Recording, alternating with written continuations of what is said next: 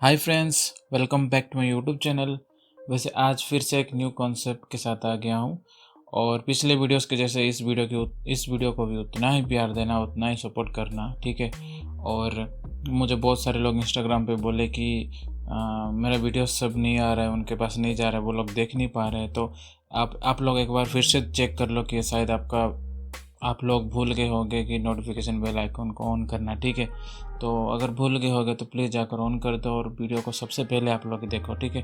और इतना शेयर करना मेरे वीडियोस को कि बहुत जल्द 100K सब्सक्राइबर कंप्लीट हो जाए, ठीक है। और अभी मेरे चैनल पे जो न्यू देख रहे हैं उनको दिल से वेलकम एंड प्लीज़ सब्सक्राइब कर देना और वीडियो अच्छा लगे तो लाइक एंड शेयर ज़रूर करना, ठीक है। तो चलो बिना टाइम वेस्ट किए वीडियो को स्टार्ट करते हैं।